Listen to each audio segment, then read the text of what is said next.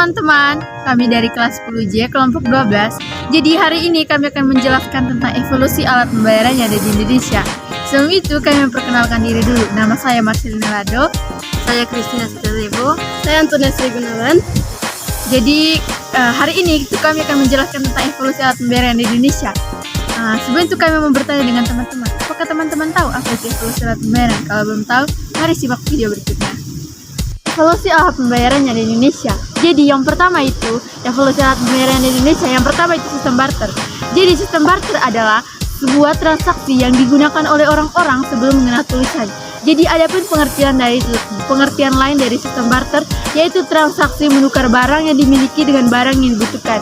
Jadi berikut adalah contoh dari sistem barter. Misalnya, si A memiliki sebuah buku dan si B memiliki sebuah pisang.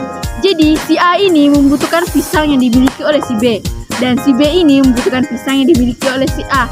Jadi mereka berdua itu melakukan penukaran barang. Jadi itulah yang dinamakan dengan sistem barter. Teman-teman, berikut adalah beberapa faktor yang melemahkan barter di Indonesia. Jadi yang pertama itu sulit menemukan orang yang memiliki barang dan mau dipertukarkan. Yang kedua itu tidak memiliki standar nilai. Jadi evolusi alat pembayaran yang kedua itu sistem tunai. Jadi sistem tunai ini yaitu sistem yang dilakukan pembayaran melalui cash. Jadi pembayaran sistem tunai ini dibagi lagi menjadi dua, yaitu uang kertas dan uang logam. Uang kertas ini merupakan bagian dari uang kartal, yaitu uang yang sering digunakan oleh orang-orang dalam kehidupan sehari-hari. Jadi uang logam adalah uang yang alat pembayaran memiliki nilai nominal lebih kecil daripada uang kertas. Jadi nominal dari uang kertas ini mulai dari Rp100, Rp200, dan Rp500. Bahan dasar dari pembuatan uang ini adalah kuningan, aluminium, dan nikel. Uang logam yang berbahan dasar aluminium lebih ringan daripada uang logam yang berbahan dasar nikel dan kuningan. Yang kedua itu uang kertas. Uang kertas merupakan awal dari surat tanda penyimpanan berupa deposit emas, perak, dan deposit logam. Uang kertas merupakan surat tanda pengakuan utang oleh bank yang sewaktu-waktu selalu dapat ditukar dengan emas. Jadi nominal dari uang kertas ini teman-teman mulai dari Rp1.000, Rp2.000, Rp5.000, Rp10.000, Rp20.000, Rp50.000, Rp75.000, hingga Rp100.000. Evaluasi alat pembayaran yang ketiga yang ada di Indonesia yaitu sistem pembayaran non tunai. Jadi sistem pembayaran tunai ini yaitu pembayaran menggunakan kartu seperti kartu ATM, kartu debit, kartu kredit, atau menggunakan cek atau giro. Jadi pembayaran non tunai ini tidak memerlukan uang secara fisik, melainkan menggunakan kartu, giro, atau cek. Jadi teman-teman, sistem pembayaran non tunai ini dibagi dalam 3 bagian. Yang pertama itu sistem pembayaran berbasis kartu, yang kedua sistem pembayaran berbasis kertas, yang ketiga itu sistem pembayaran berbasis elektronik. Jadi yang pertama yang akan kita bahas adalah sistem pembayaran berbasis kartu. Jadi pembayaran menggunakan kartu atau APMK adalah pembayaran berupa kartu kredit atau kartu debit atau ATM.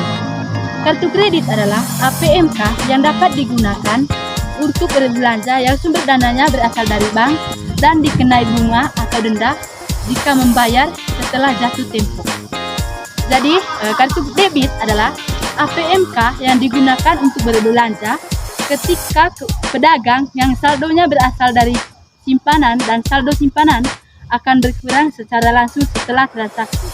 Jadi teman-teman, sistem pembayaran non tunai yang kedua yaitu berbasis kertas. Jadi yang akan kita bahas adalah cek. Jadi teman-teman, cek adalah pembayaran non tunai yang berbasis kertas dalam bentuk surat perintah kepada bank untuk membayar sejumlah uang. Jadi yang berikutnya adalah teman-teman giro. Jadi giro merupakan surat tanda perintah nasabah bank untuk memindahkan sejumlah uang dari rekening satu ke rekening lainnya. Jadi giro ini merupakan sistem pembayaran berbasis kertas karena merupakan surat perintah kepada bank. Jadi yang ketiga teman-teman yaitu uang elektronik. Uang elektronik adalah alat pembayaran yang inovatif dan praktis dan dapat membantu kelancaran pembayaran kegiatan ekonomi yang bersifat cepat. Contoh uang elektronik adalah e-money. Yang berikut yaitu e-money. E-money merupakan bentuk uang tanpa fisik yang menyimpan nilai uang dalam bentuk data digital dan e-money merupakan alat pembayaran digital berupa uang yang tersimpan dalam media elektronik tertentu. Transaksi elektronik yang menggunakan e-money biasanya berbasis chip. Jadi teman-teman, itu saja pemaparan dari materi dari kelompok kami. Semoga apa yang kami paparkan dapat bermanfaat bagi teman-teman semua. Sekian dan terima kasih. Bye-bye.